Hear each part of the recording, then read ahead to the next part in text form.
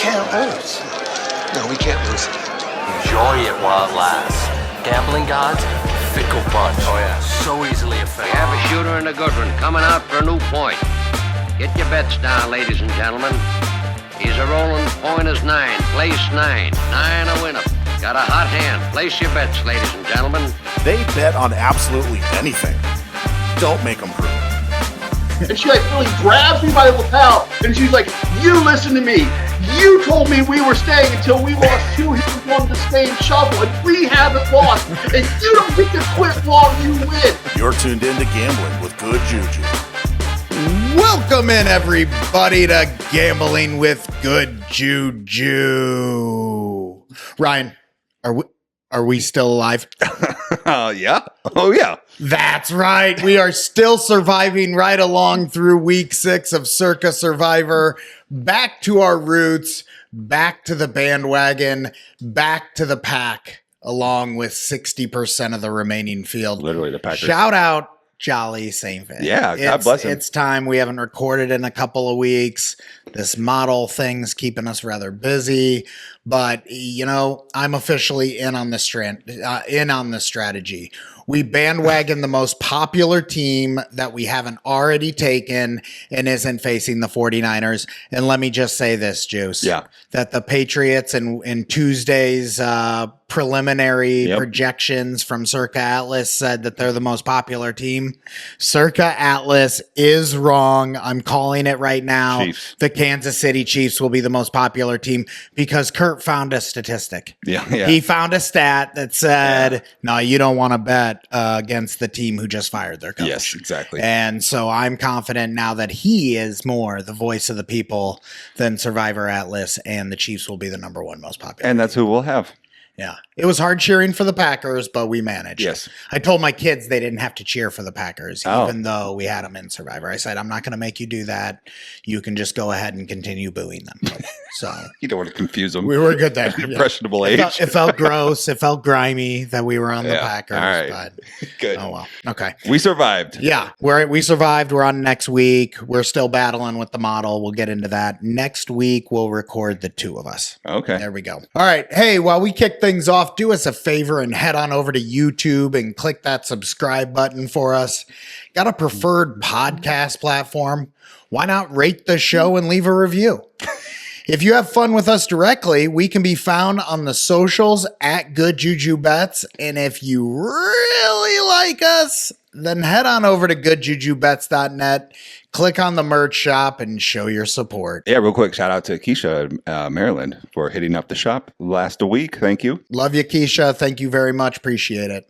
All right, let's get into it. On today's episode, we're talking with the Ramblin Gambler, TRG for those in the know and the lingo, host of the podcast, Our Casino Kombat podcast. That's combat with a K, and lifelong taker advantager of casinos. He's on a similar war path as us, helping make gamblers better gamblers. You can learn more about everything TRG and the Casino Kombat podcast at their website, casinokombat.com. Again, that is combat with a K. So today we're talking with TRG about betting smarter in the casino. Do you flat bet every wager at the table? When should you go up? When should you go down? Does any of this really matter? We're going to get into all that and more. Casino Kombat style. TRG, welcome in.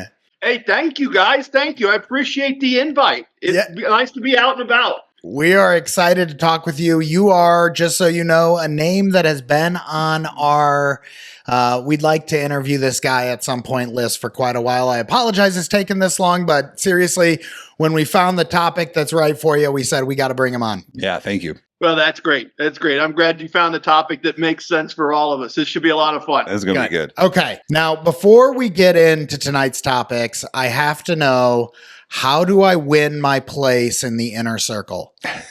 All right. So that is, I'm a man of my word. Okay.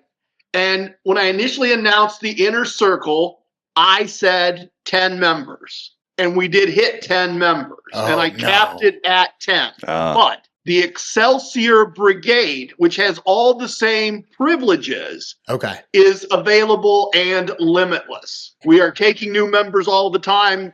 We have a couple new members a month, and it has a really cool perk. Okay. So what you need to do is you need to listen to more of the early episodes, Okay. and I describe a lot of casinos by brands and by distance. And if you do a little detective work, you can find the real world name of my home casino, Casino 2, which is 2.5 hours south and east of my home. And if you figure that out and you email me, and it's doable, we had a guy from Australia. And if you can tell by the accent, I'm not from Australia. We had a gentleman from Australia figure it out in the first 10. We just had somebody feed the clues into AI and resolve it very, very quickly. So you just have to find the name of the real world name of my home casino, Casino 2. And now here's the bonus. Some of my listeners started a Slack channel only for people who are in the Excelsior Brigade and the Inner Circle, and they invited me. And it's now a 24/7, 365 environment of really skilled gamblers. And the only thing we require for you to join us is effort. We have no fees. We have no membership. We want effort and participation. So find the name of my home casino. That's step one. Then you have to find Nakatomi Tony, Same Bet, or Equine Ensign, all members, all podcast call signs in the real world. Not as hard as it sounds. Same Bet has a YouTube channel, very popular one. So you find the home casino, join the Excelsior Brigade, find a way to message one of the guys, ask for an invitation, you're in, and it is a tremendously useful group to be a part of, an incredibly supportive group, a really smart group. I've learned so much from hanging around with them. Now, I'm going to say this because I caught a look out of the corner of my eye from my co-host. And I have this sneaking suspicion that you may be able to get us in. Well, I'm not in yet. I've not braved. I don't. Do you get 3 guesses right? Is that the rules? You get 3 strikes and you're out. Yep. Yeah, I've been afraid to blow the first one, but We get 4. oh well, there's 2 of us. So like We gotta you can get 6. use 2, Yeah. and then I can use 2. Yeah, Is There this you go. cheating? That's This the plan. isn't cheating, right? I that's can an do advantage this, right? play. That's not cheating. It is, Yeah. it is not, because We're a the team. other rule is that it is like vampires, right? Yeah. People who are members can just tell someone and make them a member. No one has done that yet. Yeah, Everyone has chosen to make everybody play, but someone who knows can't just tell someone and then that person knows. And that's okay too. yeah. Well, I'm just going to be honest. We would come into the group as a team, most likely. So it would be a team effort in the group. Anything he knows, I know. Anything I know, he knows. So There you go. any effort is shared. So Right. So we got to share Sounds the like effort a on. wonderful addition, guys. Figure it out. Come join us. We would love to have you. We'll be there 100% soon. love to have you. We'll be there awesome. soon. It's a project. We are going to work on it. Scavenger I can hunt. guarantee you that. All right, TRG. You have 40 years of gambling in you. We haven't, am I correct on that? 40 years right around there? That's pretty accurate. Okay. And on a daily basis for the last 7 or 8. We have an hour to get to know you and to learn not only how to bet smarter at the casino, but how to suck out any good stories that you got in you from you. So that's a tall ask. So let's start here. When was your first trip out to Vegas? My first trip out to Vegas was my honeymoon in 1986. Oh, fantastic. And we stayed at the Imperial Palace, which Oh, is now the Link. That Yeah. was our first casino we stayed at as well. Cool. That's starting to sound a little too partnery there. Yeah, no kidding, We dude. had our girlfriends with us too. We do go to Vegas, just the 2 of us. Don't get me wrong. Anyway. Okay, so your first trip out to Vegas is in the mid 80s, 1986. Can you set the stage for us? What's Vegas like in the mid 1980s compared to like, we didn't get there until our Imperial Palace start was like early 2006. Oh, that's a big gap. So can you give us an idea? That's a big gap, guys. Imperial Palace was kind of a high roller spot, so blackjack table minimums were $2, not $1. If you were betting green chips, you were a high roller, and you kind of got whatever you asked for. There are no rewards programs yet. Oh, wow. There are no kiosks. There are no ADTs per se. Real quick, can you explain ADT for the audience? I'm not sure they know. Oh, sure. I'm sorry. ADT, average daily theoretical. It's an equation. I won't bother you with the equation. If you need the full equation, let me know. Happy to help. TRG@casinokombat.com. But the casino looks at your bets and how often you make them, and the house advantage on the wager, and a few other things, and they give you a score. And that score determines what they're willing to comp you in the modern world. In 86 Imperial Palace, Vegas, the pit boss looked at what your play had been for your time in his pit and then made choices. So, like, for example, I remember the first time we got comped anything, we had been playing $10 blackjack. This was not our first trip, but we had been playing $10 blackjack, and it was starting to get late, and the pit boss was rotating out, and I changed to playing green chips. And we played 10 or 15 minutes maybe, and I said to my wife, hey, watch this. I'm going to get us breakfast.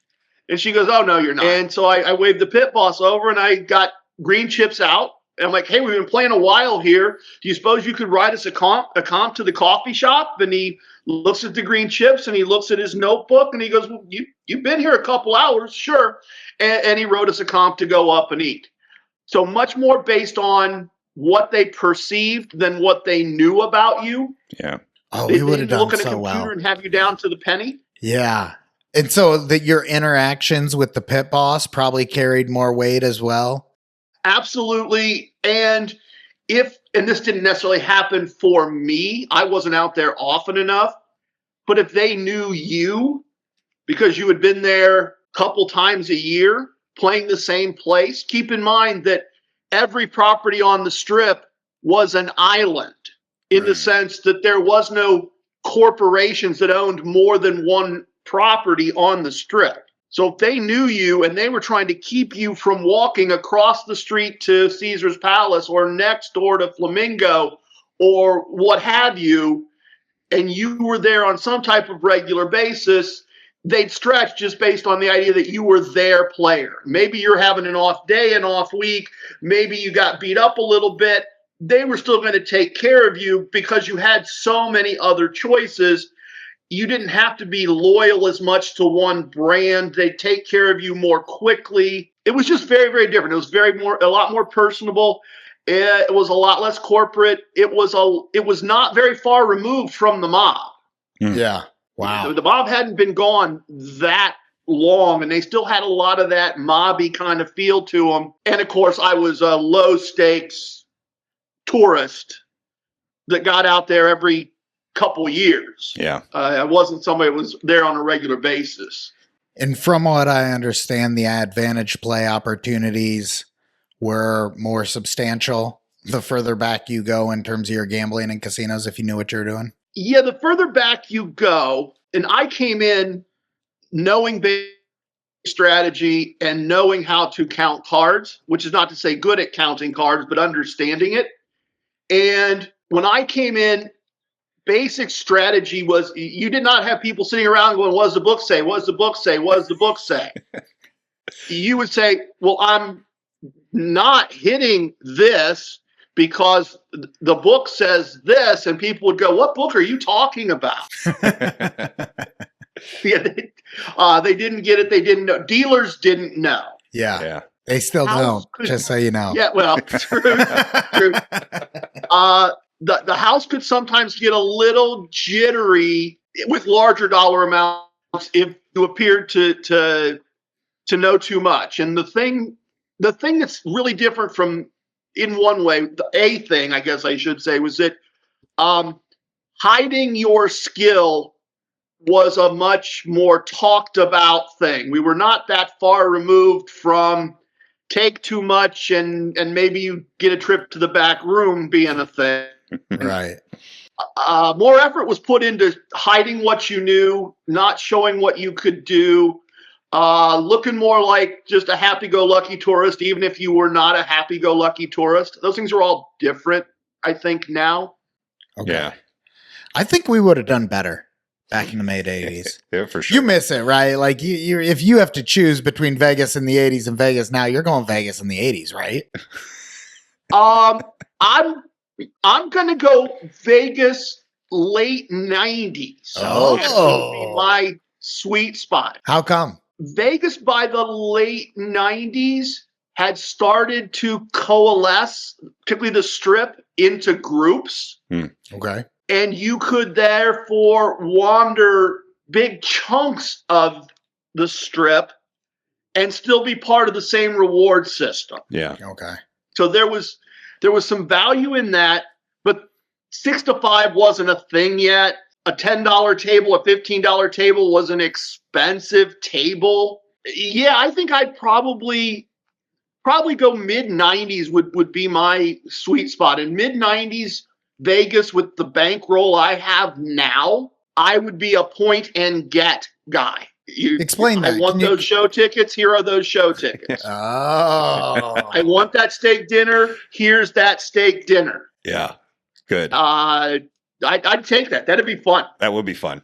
That would be awesome. Something to strive for. And sir. you know, anytime we can prop up the 90s. Yeah, shout out the 90s. Shout out the 90s. We were 90s kids, so shout out the 90s. Weren't able to go to Vegas yet. But No, not quite. we were gaining our degenerate capabilities below the surface at that point. Shout out Owen's basement. Yeah.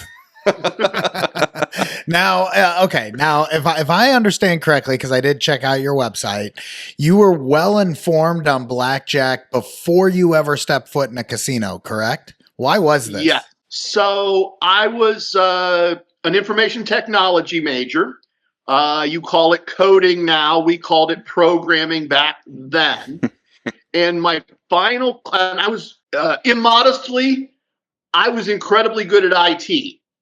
I was incredibly bad at all the other stuff I needed to get a degree, accounting, finance, horrible. And my last IT related class, I was going to finish up all of that. I had a great GPA. I had to simulate something, some process. And it couldn't be a project anyone else had done in the last, I forget, 2 years, 3 years, because he was concerned about plagiarism, because ultimately it was just code. Right. It could be typed, it could be stored, it could be repeated. So you had to get it approved. And so I go in the first office hours after the assignment's given, and I've got 3 ideas. I'm going to do warehouse, I'm going to do pizza delivery, I don't know, whatever. And he shoots it down. Now I come back 2 days later, and I've got another 3 ideas, and he shoots them down. And I think I must have rolled my eyes or something, because he goes, "What's the problem?" And I said, "You know I can do this. You know this will be done quickly and this will be done well. But I can't start till you say yes, and I can't get to you to yes with my ideas, and I just want to do it and get it done, because I'm going to flunk accounting 3 if I don't start studying for accounting 3, and I want this done and out of the way." And so he reaches back and he pulls a book off his shelf, Beat the Dealer by Thorpe, an IBM scientist, that explored proper basic strategy and card counting and betting based on the count. And it was one of the first books of its type, at least the first well-promoted books of its type. He goes, "This guy thinks that blackjack can be beaten with a strategy and a way of counting the cards. Simulate blackjack and simulate play according to this book and prove or disprove what he says in this book." And I went, "Oh, okay." Easy done. What you got to do? You got to build a table that has the 52 cards. You have to deal the cards. You have to keep track of the count. Like, none of that's really difficult. Yeah. From a coding point of view. Right. Okay. So I crank it out. I get the grade. I am broke. I live nowhere near Atlantic City or Las Vegas, the only places that gambling and blackjack are legal. I have no ability to travel, no ability to fly. I am 2 years away from graduation. I'm not even old enough to gamble. This is worthless information. Absolutely worthless. Okay, so I have a follow-up question here, TRG, and I've been wondering this ever since I read this story on your website. What are the odds your professor was using you to get to information needed so that he could go count cards himself in the casino? Oh, I'm sorry, was that ever in question? Yes.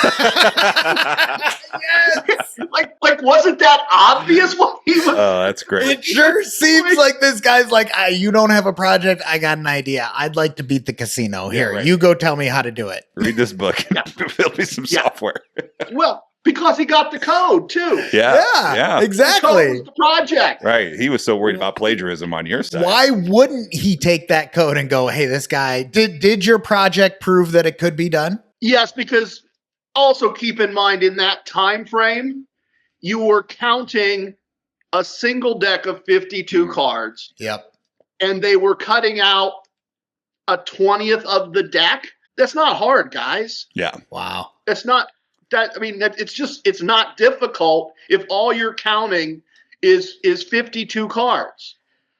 You're not having to do the real count, right? You're not having to count and get a number and keep that number in your head and then estimate the number of decks remaining and do the division to get to the true count.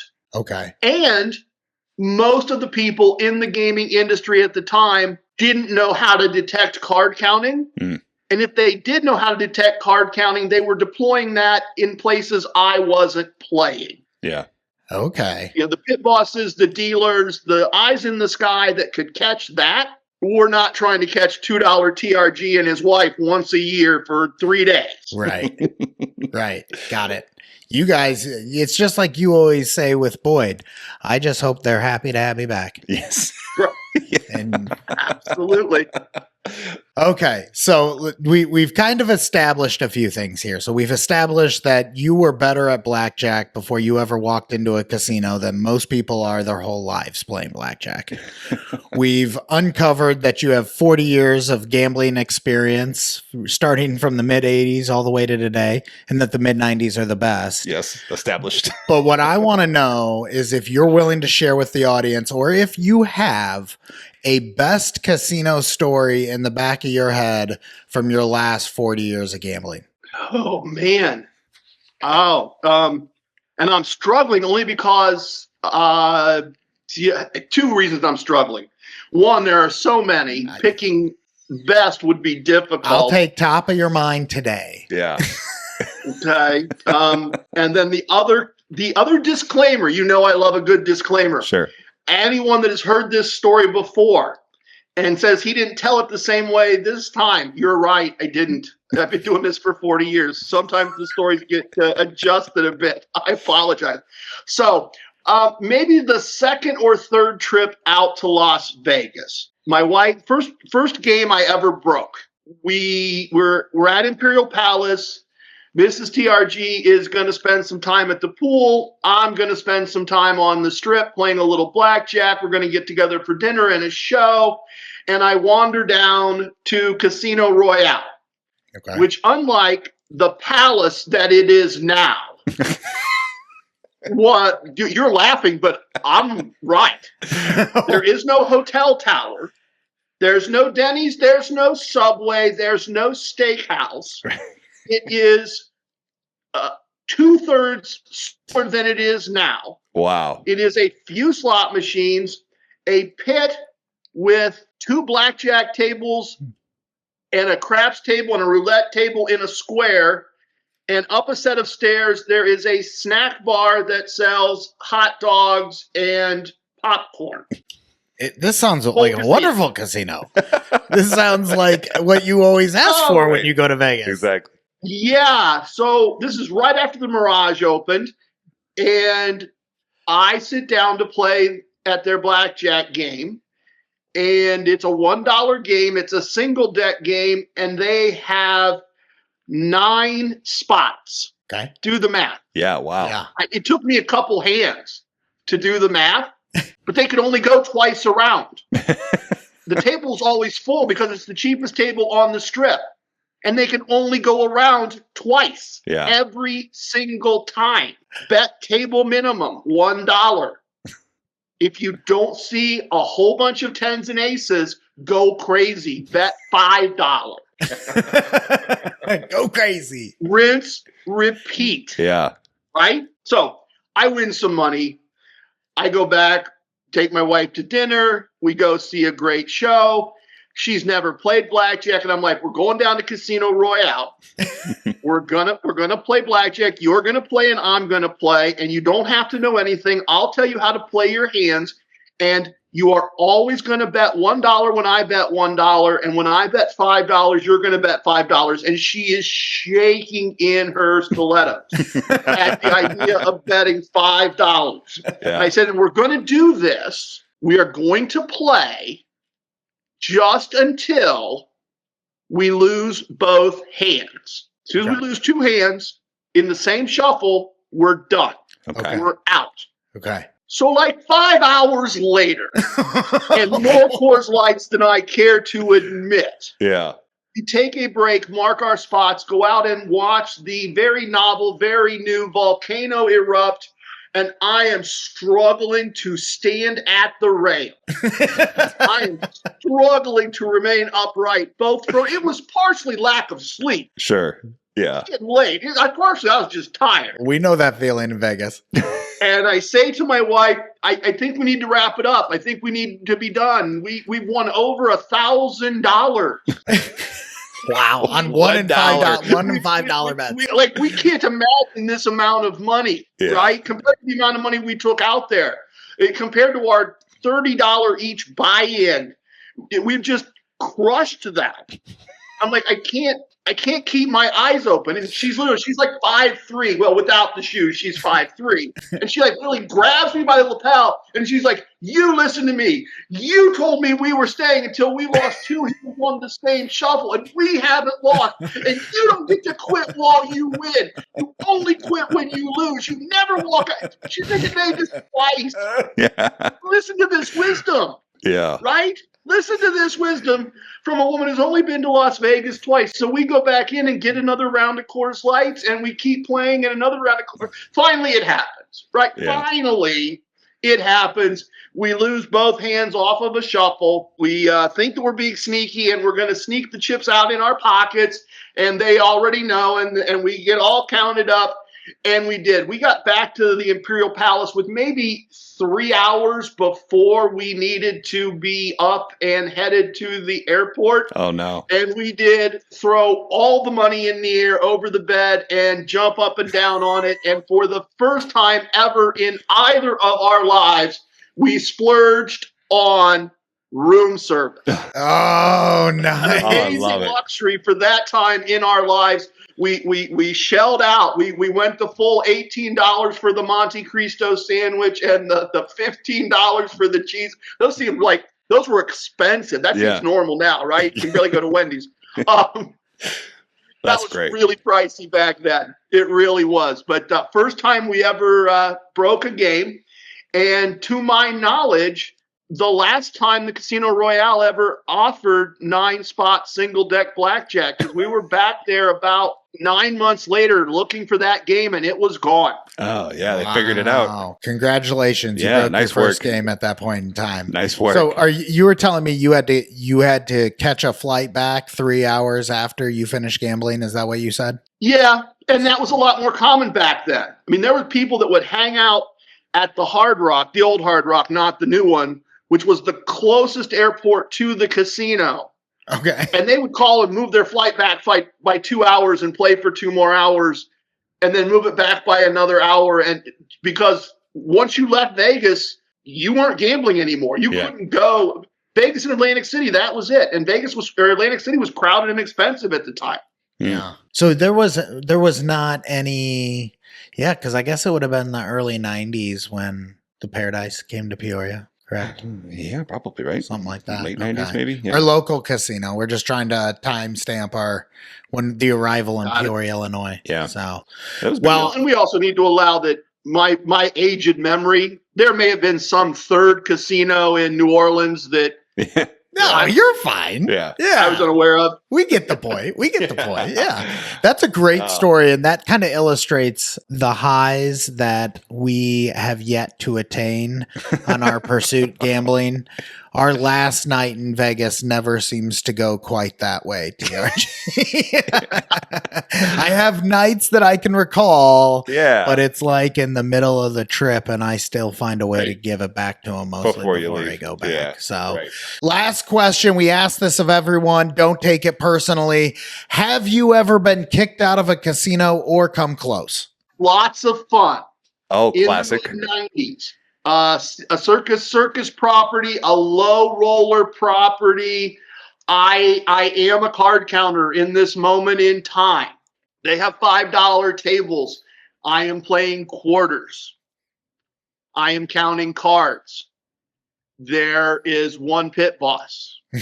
There's a security guard at the front. There's a security guard at the back. They are nowhere near me.